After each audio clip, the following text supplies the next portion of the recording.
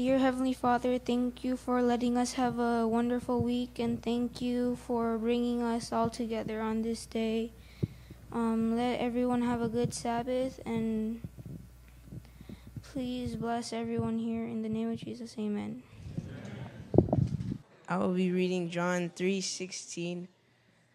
For God so loved the world that he gave his only beloved Son. For whoever believes in him shall not perish but have everlasting eternal life. One of my favorite books when I was a little kid was The Very Hungry Caterpillar. Do you guys know this book? It's really adorable, isn't it? You open it up and you poke your chubby little fingers, mine don't fit anymore, in each hole, pretending that you're the caterpillar as he eats through all these things. And when it comes to the day where he eats through, not very scientifically, all the junk food, he gets a stomach ache. And the next day, he eats healthy again through one green leaf, feels much better, and ends up into a butterfly. Now, why is this book so charming for little kids? Because they get to be vicariously a little caterpillar as they imagine themselves eating through the little holes. They identify with an insect, and it introduces them to the wonders of nature when he turns into a butterfly. When I got a little older, we came into another book. This is very influential. How many know this book? Yes. This is a book about a friendship between a tree and a little boy. The tree loves the boy and gives, and the boy grows up to be a demanding man. And finally, at the very end of their life, they sit together, contentedly as friends. This book is having a renaissance comeback. Bring it down just a little bit. Because environmentalists are seeing this book as a parable of how nature gives and gives and gives to mankind, and we just take. And in the end, there's nothing left but a stump. The very uneven nature and man relationship. Today, I'd like to talk about environmentalism. Not a topic that I'm necessarily very fond of. And so when I looked into the Bible, I said, could there be another picture of environmentalism that is biblical, that will grip my heart and inspire me to be excited about being part of this movement? I have 2 copies of each. And those of you who have little children who are preschool or 1st or 2nd grade, these are for you. So come on up after the sermon and feel free to help yourself. That's a gift. There are 2 movements within environmentalism. It is not one block. They are called anthropocentric environmentalism and biocentric environmentalism. The most influential one is the anthropocentric environmentalism. This is where you make an argument for environmentalism based on human interests, okay? And so you will have slogans like, it comes from, actually the roots of it come from Plato and Aristotle, the founders of Western civilization. Plato is the guy on the right pointing upward because his idea was material things have no inherent value in themselves. What is really valuable is eternal abstract concepts, truth, goodness, knowledge. Aristotle was more down to earth. He's the guy who looks like he's bouncing an invisible basketball. And he says, no, material reality is valuable. But as he says in his book, Politics, Chapter 1, he says, all nature exists to serve man. So either nature has no inherent value, or if it does, it all is for mankind. These 2 ideas are behind anthropocentric environmentalism. And you're like, stop using these words. Tell me what that really means. Let me show you some slogans which assume this background. For instance, divest from fossil fuels, invest in the green economy to protect what? Our future. Or, living more sustainably is not a hippie thing. It's a survival thing. Because if we kill the earth, we kill ourselves. This is the movement that changes laws. It's either for your sake or for your next generation or for your grandchildren. Save the species so your kids can see them when they grow up. Well, this is not a new thing. Environmentalism took the U.S. by the hand in 1970s. And those of us who've lived long enough remember the environmental fads that went through. In the 1960s, it was the fear of nuclear power. 1 or 2 bombs could blow up the whole Earth. Okay? In the 70s, it was the energy crisis. In the 80s, it was acid rain. In the 90s, it was holes in the ozone layer and deforestation. So we've been through a few cycles. And this is one thing I want to explain to you young people. You guys are wondering, why is it that the whole world believes in global warming, but in the US, we have global climate change deniers? And guess how old those guys are? 40s and 50s, my age. Shall I explain to you why? There's a lot of people who are denying it, and you can't figure out why. Let me show you. Time magazine covers 1977, 2006. You see a difference? What was happening is, since the 1930s, global temperatures were dropping steadily for 40 years. By the time we hit 1970, there was a consensus, a popular consensus in America, that we were headed for an ice age. We're all going to freeze to death. And believe me, I was just going through elementary school at that time. All our science teachers told us as a scientific certainty we were going to freeze to death if we don't do something soon. And that just came right into our impressionable little minds, and we took that as fact. But starting in the 1970s, global temperatures started rising again. And so now, 40 years later, all the climate scientists are saying, hey, we're not going to freeze to death. We're warming. You can understand the skepticism of the 40 and 50-year-olds. Been there, done that, not sure I trust these guys anymore. That's why you guys are saying, why are you guys so stubborn? Science is science. And we're saying, we've been through science. We believed it once. We're not sure we're going to jump on the bandwagon again. But there is a second movement behind environmentalism that Christians are even more leery about. It goes under the name of biocentric environmentalism. A wonderful name. Bio is life. So it's not man-centered, it's life-centered. The difference between this and the previous one is, instead of man being in the center and having all of living creatures supporting man, okay, you have the next slide? It points to the second model, where man is just one of many species. And so with this one, what you have is radical equality. We're fighting racism. We're fighting sexism. Why don't we fight speciesism? Just keep going. What is the difference between us and the animals? Why do we have a right to life and they don't? This is a natural, logical step. You will see it behind slogans like this. Earth first. Trees have rights too. Every single species has just as much right to exist as we do. But the philosophical foundations for this movement are two extremes. Either it's evolution. Hey, humans are just the tail end of one line, and so are all the animals we live with. They are also equally survivors of the survival by the fittest. How dare we say we're any better than anybody else? Or if they're religious, the opposite end. Pantheism. God is in everything. He's in the animals, he's in the trees, in the rocks, no more in you than he is in the other animals. Either way, we are on the same level plane as everything else on earth. This is why Christians are worried. Because they hear this attitude and they're like, this is not Christian at all. But you can see there's two different modes. This one is much more emotionally gripping, but it's not as influential in getting people to vote and change laws to protect the environment. What we need is biblical environmentalism. Because as Christians, what do we say? We need something from the Bible. Our Adventist church has issued an official statement on environmentalism. It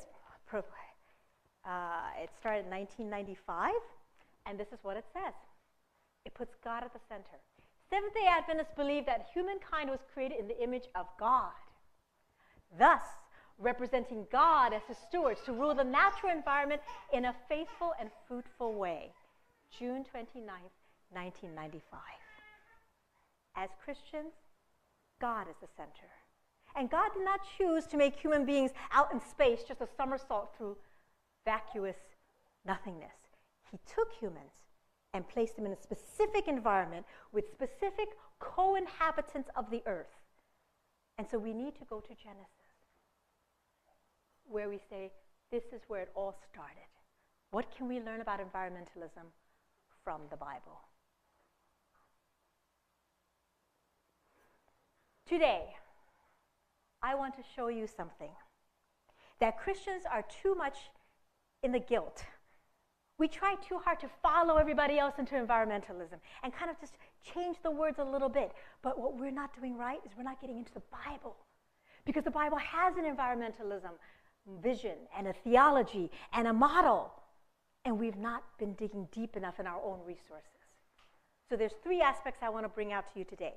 Original environmentalism, a theology of environmentalism, and the perfect environmentalist whom we are to follow. The original, the theology, and the perfect environmentalist. Let's start with the original. What is God's original vision for environmentalism? You've got to go to Genesis. When God created man, he had a purpose for man's role in the earth. And he said, let us make man in our image and our likeness so they may rule, Rada. I'll explain what that word means. Over the fish of the sea, the birds of the sky, the livestock, all the wild animals, and over all the creatures that move along the ground. And so when God made them, this is what he does next. He blessed them. And he said to them, be fruitful, increase in number, fill the earth, and he adds a second verb. Subdue it. Subdue the earth. And rule, Rada, over the fish of the sea, birds of the sky, and over every living creature that moves on the ground. Now, what do these 2 words mean? Rada means, physically, tread upon. Okay? This is not the kind word for rule. You see, there's a kind word for rule in Genesis 1. It's the greater light to rule the day, the lesser light to rule the night. That's a different word. It's mashal. It means to bless, supervise, organized. You know, like you would expect a manager. Okay? No, this is not that word. This is rule, dominate, control, completely in a hierarchical sense. And actually, if you use this word for the rest of the Old Testament, it becomes even more vicious, almost oppressive. But that's after the fall. So if you go before the fall, God says to Adam and Eve, perfect as they are, rule over everything. He must mean completely control, be sovereign. Now, kabosh is even more scary. Kabosh, the idea of it is similar to the English word kibosh. Do you know what that means? It means conquer, subjugate. And if you look at this word through the whole Old Testament, it gets even worse. It can also mean violently. It may also extend to almost rape. Because in Esther, do you remember when Haman throws himself on top of Esther and the king comes back from the garden and he goes, what? Will he even rape the queen right in my house? He used the word kabosh. But that's after the fall. So before the fall, what does God mean when he says to 2 perfect beings, kabosh the earth? I would suggest the core of it means passionately engage with the earth. You have to remember, these are 2 brand new babies. I mean, they're full grown, but they're babies. They're innocent. And as they look around, they see elephants. They see the whale. They see the eagles. And they're like, whoa, whoa, what are all these things? And God says, don't be afraid. Engage with them. Play with them. Enjoy them. They are nothing to be afraid of. Don't be worried. Don't do hands off. This is for you. All right? So he tells us, engage passionately and completely control all of this. Look at the scope. What are we supposed to control? What was mankind made to control? The fish in the sea, the birds in the air, and every living creature that moves on the ground. Any of you try to tell a flock of birds to fly a different direction? Did they listen? I mean, any of you stand above a pond and see a school of fish going this way, can you say, hey, there's a shark over there. Turn to the left. Come on, turn to the left. You get eaten. Do they listen to you? We have failed. We are in no way rulers over all the fish of the sea, birds in the sky, and every living creature that moves on the ground. But that's what we were created to do. You wonder, we should not want power. Oh no, you were created for power. You were created to wield power over all the creatures of the sea to this extent. God said so. That's why we have that urge. It's just that sin changes that desire for power and corrupts it. But we were meant to be powerful. And if we were meant to be powerful over the birds of the sky, you say, yeah, but you can't stop them from swimming, going one way or the other. Let me show you something.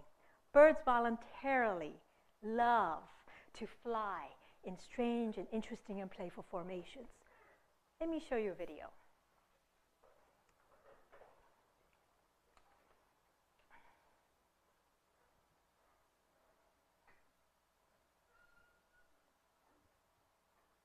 Just a minute long. These are starlings.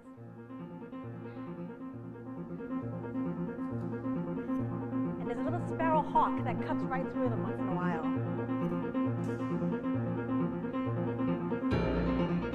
See, just put that right there.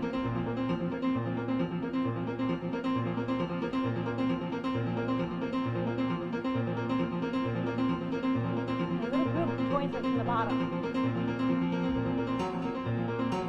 Totally voluntary, and play.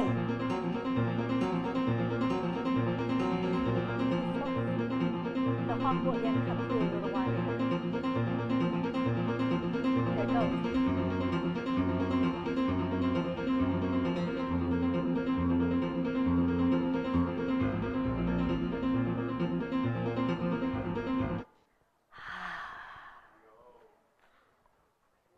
That's what they do voluntarily.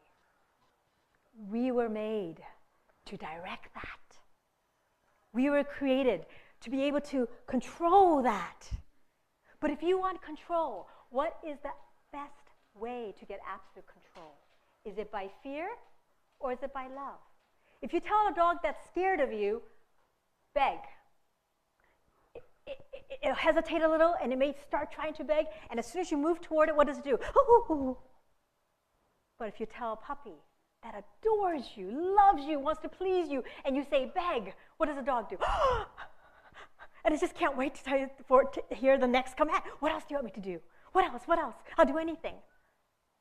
How do you get complete obedience? Complete control? Love. Devotion. We were meant as rulers to elicit that from all the birds, all the fish, every living creature, including the insects. That's how you get Radha. And when it comes to kabosh, passionately engage. Do you know what field that is? Come on, all you pre-meds. It's science. Science. The more you understand the animal, the more you analyze, the more you speak its language, figure out what it says, you are engaging in it. And then you can then elicit the love as you communicate and speak its language. We were meant to use science from the very beginning to the best of our abilities so that we could be benevolent and understanding rulers. That was God's vision. But let's talk about inanimate creation. How are we supposed to relate to that? Genesis 2 tells us. The verse says, let me stop before I go there. God told us then to have kabosh and radha over creation. How does he set us up? This is the first thing he does. Out of the ground, Jehovah God formed every beast of the field, every bird of the heavens, brought them to the man to see what he would call them, and whatever the man called every living creature, that was the name thereof. And the man gave names to all the cattle, to the birds of the heavens, and every beast of the field. But for man there was not found a helpmeet for him. Now, do you give names to every single bird you see in your life? No. Maybe the birds that come back to your feeder on a regular basis. Do you name every rabbit that you see? No. But the rabbit that's by your running path that you see on a regular basis, you may do the same. See, we give names to to our pets. We give names to animals when we have a relationship with them. And so, let me test you. When you know the story of an animal and you feel related, we give names even as a public. How many of you guys know the name of this animal? Put the first one up. What's the name of this gorilla? Harambe. Come on. You guys know this guy's name, right? Because we know the story. Okay, let's try a second one. How many of you know the name of this lion? Did I hear it? Cecil. How did you know it was Cecil? He got shot. He has the mane that's dark. It's unusual in a lion, but we know the story. Okay, here's your latest one. Who's watching the news? There's one more animal that's become famous. What is the name of this mother giraffe? April. They haven't named the baby yet, but people are waiting for weeks to see this mother give birth to this giraffe on the news because they had a live camera going for weeks. Okay? We name these animals because we know the story. We're interested. We start having a relationship with them. And so what I'm suggesting is, what God did in bringing all the animals before Adam was, the animals were made to be our live pets. Not just cats, dogs, sheep, goats. Well, goats don't listen to us anyway. Horses. I mean, we are only kings over a few species. But every single animal on this earth was meant to be our pet, to love us, to yearn to please us, to be devoted to us. That's our toys, living toys. That's God's environmentalism. Now let's move to inanimate. So, but do we have a relationship with the earth, with the trees? Jehovah God took the man, put him in the Garden of Eden to work. So it's not like, don't touch nature. It's so fragile. It's going to fall apart. No, you are meant to work with it. You are meant to use it and to keep it. What does it mean to keep? Luckily, the Bible tells us in chapter 4, in another context, the Lord said to Cain, "Where's your brother Abel?" "I don't know," he replied. "Am I my brother's keeper?" Same word. So how are you to relate to your sibling? You are to be protective of your sibling. Ensure their best. Make sure no one else beats them up. Right? And so in summary from Genesis, we have an original environmentalism, God's vision for how we relate to nature. Number one, subdue and dominate. Kabosh Radah. Every living creature that moves how? As personal pets. Calling them by name. Winning complete obedience by love, patience, and tenderness. Relating to them as God does in his image. And how do we relate to the ground and the trees and the flowers? We are to use them and protect them from abuse and violence. That was the plan. But sin came in. Once sin came in, everything changed. The Bible gives us a theology of environmentalism post-sin. Let me show you what Ellen White says about it. Not only man, but the earth had by sin come under the power of the wicked one, and was to be restored by the plan of redemption. At his creation, Adam was placed in dominion over the earth, but by yielding to temptation, he was brought under the power of Satan. Of whom a man is overcome, of the same is he brought in bondage. When man became Satan's captive, the dominion over what? Dominion over the earth passed to his conqueror. Thus Satan became the god of this world, and he had usurped that dominion over the earth, which had been originally given to Adam. This is what Ellen White says. Let me show you what Paul says right along with it, and Paul gives us a neat little correlation that you can see. For creation waits in eager expectation for the children of God to be revealed. For creation was subjected to frustration, not by its own choice. It is innocent. It didn't deserve to be corrupted. But it was because of us that nature is now corrupt. By the will of the one who subjected it in hope that creation itself will be liberated from its bondage to decay and brought into the freedom and glory of the children of God. We know that the whole creation has been groaning as in the pains of childbirth, right up to the present time. Not only so, but we ourselves, who have the first fruit of the Spirit, groan inwardly. So there's two people groaning, two groups. All of creation is groaning. We are groaning. Why are we groaning? As we wait eagerly for our adoption to sons, the redemption of our bodies. So even though in your spirit you are fully dedicated to the Lord, you want to be holy, you yearn to be perfect, but guess what? Your body's going to thwart you. It's going to mess up. It's not going to bend to your will completely because it is corrupted by sin. So the correlation that Paul gives is your natural body and your natural environment are co-sufferers because of sin. That's the next one, yes. So, what are we to do now? How can we be environmentalists? What direction do we go? Well, in the Old Testament, we have a tool that Seventh-day Adventists should love and grasp and embrace. It is the Sabbath laws. Do you remember in Exodus 20? What happens on the Sabbath? It says, on it thou shalt not do any work, not you, not your son, not your daughter, nor thy manservant, nor maidservant, or the stranger that's within thy gate, or your cattle. It's the first commandment that extends to all the animals. Give them a rest, it says. And not only the animals. In Leviticus it says, give your land a rest every 7 years. Do not till it. Do not prune your vineyards. Leave it alone. But Israel did not do that.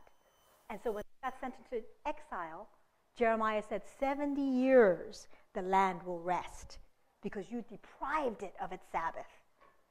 And now you will come back after 70 years. And 2 Chronicles tells us that's exactly what happened. The land enjoyed its Sabbath rest all the time of its desolation. It rested till the 70 years were completed in fulfillment of the word of the Lord spoken by Jeremiah.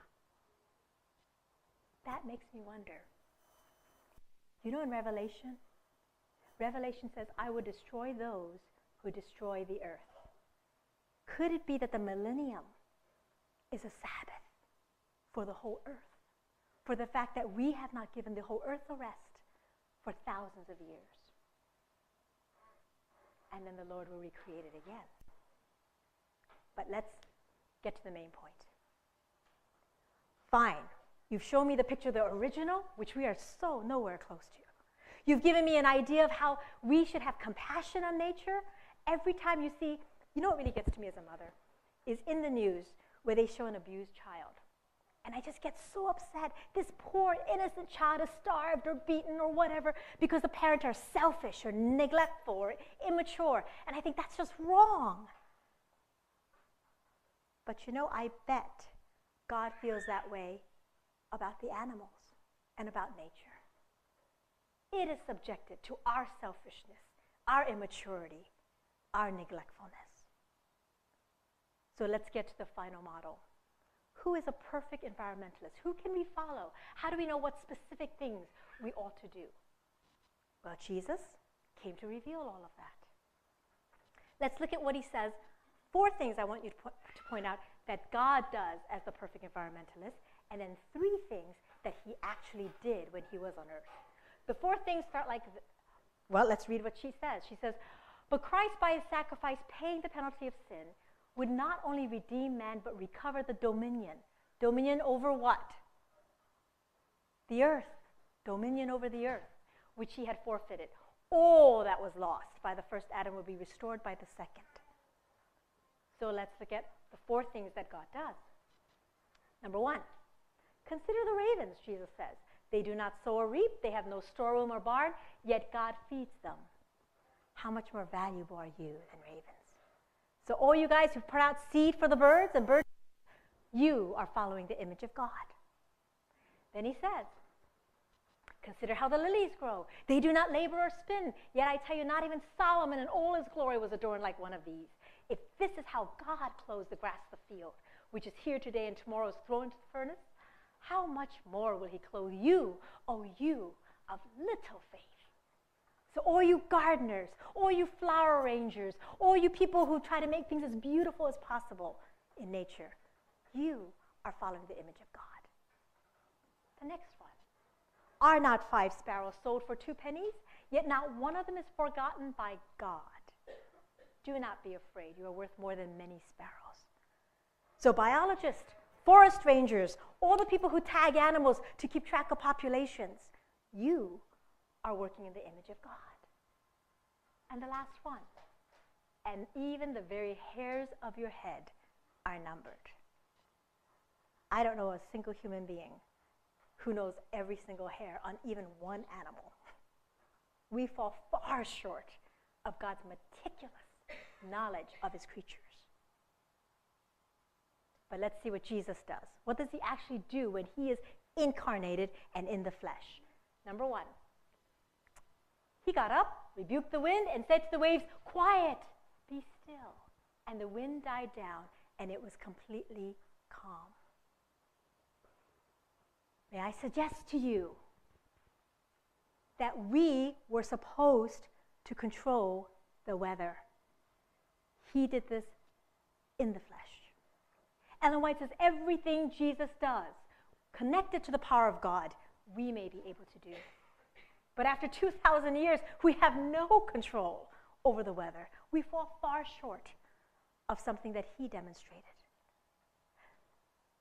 He also used the Sabbath laws as a foundation to explain how to deal with living creatures. Look at the next one.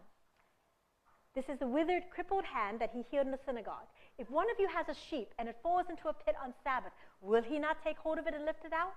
How much more valuable is a man than sheep?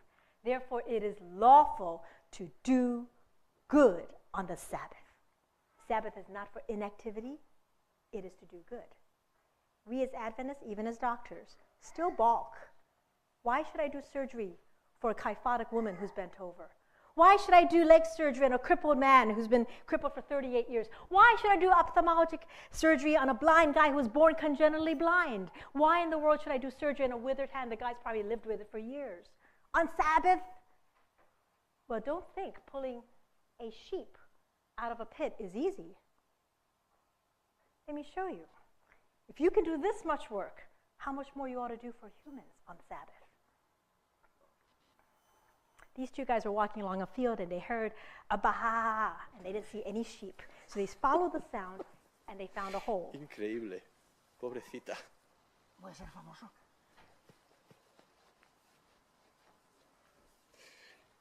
Anda, mírala. Así nace una oveja. El milagro de la vida. Eso se lo pones. Te lo juro que la gente joven no lo sabe. Así nace una oveja. Una oveja del tierra. No es nuestra, es oveja. ¿No es? That's work on the Sabbath. Hello. Maybe our picture of Sabbath is too narrow. We are lawful to do good on the Sabbath. Adventists, I think our problem is we've adopted the mentality of thinking too small. When God's environmentalism, when God's idea of the Sabbath is expansive, much bigger than we could imagine. And so, I'd like to hit one more. This is a troublesome one. I have to hit it because it's part of environmentalism. The last one I'm going to tell you about Jesus. Jesus does a very strange miracle on a fig tree. He curses a fig tree. How could that be environmentalism if he's our perfect example, right? This is a story. Mark 11. The next day as they were leaving Bethany, this is Passion Week, mind you, Jesus was hungry, seeing in the distance a fig tree in full leaf. It's full leaf. He went and find out if it had any fruit. When he reached it, he found nothing but leaves because it was not the season for figs. Do you know what this is? Who's a gardener around here? What do you call when plants are a little more advanced than you would expect according to their normal schedule? Why would it be more advanced? What's the most common reason why a plant blooms a little early or ripens a little early? What? The weather. Within the location. It's called a microclimate. If you notice, the women are going to a women's retreat this afternoon, going to Fernwood. Fernwood is a microclimate. If you've been there on a regular basis, you will know their daffodils bloom a little faster than all the other daffodils in Niles and Berrien Springs. Their tulips come up a little faster because they're in a microclimate. Sometimes locally, you have a plant advance further along because it's in a special place. So Jesus went there. This plant is not necessarily doing something wrong. It's just favored. He goes there and he says, it wasn't anything there. Then he said to the tree, may no one ever eat fruit from you again. And his disciples heard him say it. Then there's a passage where he goes and cleanses the temple the second time. This is the end of his ministry. And then the next morning, as they went along, they saw the fig tree withered from the roots. Peter remembered and said to Jesus, Rabbi, look, the fig tree that you cursed has withered. Listen to what he says right after this. Have faith in God, Jesus answered. Truly, I tell you, if anyone says to this mountain, go throw yourself in the sea, and doesn't doubt in their heart, but believes what they say will happen, it will be done for them. Here's your litmus test. Do you believe the Bible? Do you really believe the Bible? Do you believe these words? Or are you afraid to believe it? Let me give you some context. People get hung up with the fact that he cursed the plant and it died. But this is consistent with his parable of the unfruitful fig tree. Do you remember that one? It's in Luke, where he says, there was an owner, he came out to his vineyard, he had a fig tree, and he said to the dresser of the vineyard, 3 years I've come to this fig tree, and I've never found any fruit in it. Pick it up, get rid of it, don't waste the ground. And the dresser says, please, just give me 1 more year. I will dig around it, I will put fertilizer around it, and then if it doesn't produce any fruit, then we can get rid of it. In that case, the owner is God, and they're still talking about a fig tree that has to be discarded. He is talking about Israel. At the beginning of his ministry, he came and he cleansed the temple, gave it a fresh new start, and for 3 years he poured upon Israel direct truth, revelation, love, compassion, just poured it onto Israel. But after 3 years, what did Israel do? It rejected him still. No fruit. And so when it comes to Passion Week, he cleansed it one last time and says, this is it. This is my goodbye. At the end of this week, I will die for you. Even in nature, in environmentalism, because it's been affected and corrupted by sin, there are trees that need to be destroyed. There are viruses, polio, smallpox, measles that should be eradicated. There are mutant strains of both animals and plants that should not be tolerated. God is being realistic. Environmentalism does not mean worshiping nature, assuming it's pristine and perfect. It is not perfect. Like us, when you have to dig out a cancer to save the body, there are harsh things you must do. And even the picture of the church, God used the idea of grafting, cutting off the original branches, grafting in the Gentiles. But Paul tells the Gentiles, don't you get too proud. If you think that you're better than the original ones, you might be grafted out, and the original ones put back in, and they will certainly flourish because they were there originally. So God is giving you a balanced picture of what you need to do. You need to nurture, you need to support, you need to control, you need to use a Sabbath to inspire you to extend the blessings as far as you can. And you may need to prune. Be patient, but do it, because God does it. And so I want to wrap up with this perspective. Here's a picture of volcanoes. When he talks about mountains throwing themselves into the sea, it does happen. We have no control over it because we have such little faith. This is part of what we can and ought to be able to do if we had faith in God, if he and our wills were aligned. Let me give you Paul's interesting description of what spiritual worship is. I beseech you, therefore, brethren, by the mercies of God, to present your bodies, not your mind, not your emotions, not your spirit, your bodies, the corrupt bodies, a living sacrifice, holy, acceptable to God, which is your spiritual worship. And so I ask you, if spiritual worship is presenting our bodies as a living sacrifice, could not, since Paul relates corrupt bodies with corrupt nature, both groaning for salvation, could we not heal our environment? And could that not be a spiritual worship as well? So when you're gardening, that could be a spiritual worship. When you're picking up litter, that can be a spiritual worship. When you go into the bathroom and someone's trashed it, you pick up all the toilet tissue and you put it in the garbage can and wipe down the seat. That can be a spiritual worship. Every act you do to make the world a better, cleaner, more orderly, closer to what God wanted, every act that you do to make your body purer, holier, healthier, is an act of spiritual worship. That's what Paul is saying. I'm going to leave you with a peak vision of what heaven tells us, God tells us heaven will be like. And the wolf will dwell with the lamb. And the leopard will lie down with the young goat. And the calf and the young lion, the fatling will be together. And a little boy will lead them. Also the cow and the bear will graze. The bear is going to be chewing up tons of grass. Their young will lie down together. The lion will eat straw like an ox.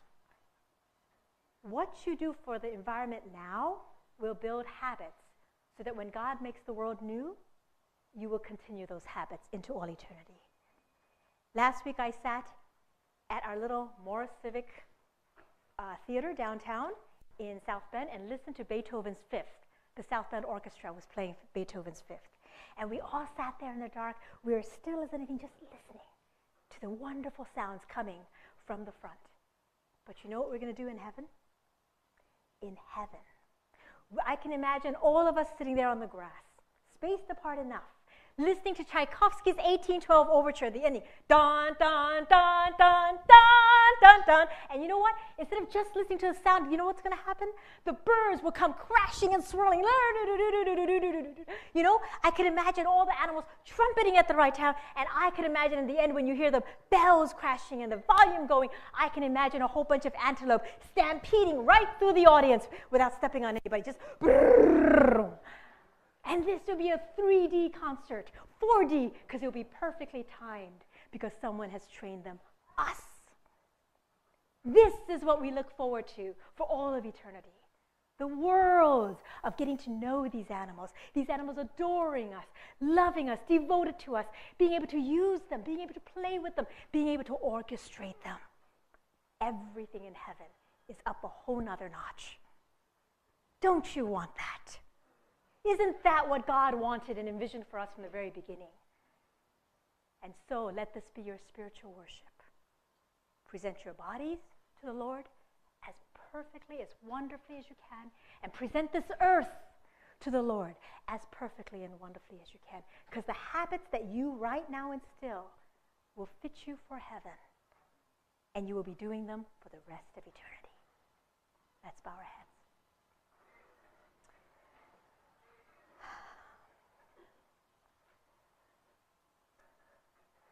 Dear Lord, forgive my sin. I have not enjoyed environmentalism as a topic or as a subject. It seemed to be so full of shame and guilt and making man the culprit and telling us to disengage from nature, to not enjoy it, but to turn us into less than human beings, to turn us into rocks who make no imprint, who don't do anything, who are afraid to breathe and to eat and to grow and to plant houses. But Lord, when I come to your Bible, and I hope that Living Word Fellowship, our family, this family, sees that in your word you have a completely different picture of creation and of environmentalism. It was created to love, to savor, to passionately engage in. It was created so that we can reflect your meticulous, detailed, generous, gracious relationship with all of us. May we learn how to elicit love and devotion from every living creature. May we learn how to be co-partners with you in redeeming this earth, this poor earth that we have condemned to death and decay. And may we look forward to the day when you redeem our bodies, you redeem our earth, you start us all over again and say to us, now fulfill your rule as rulers, kings, and queens of the earth. For you are the absolute sovereign, but we are the supreme underneath you. Lord, help us not to run away from this calling, but to embrace it, to plunge into it, and to enjoy your gift that you have given us so generously. In Jesus' name, amen.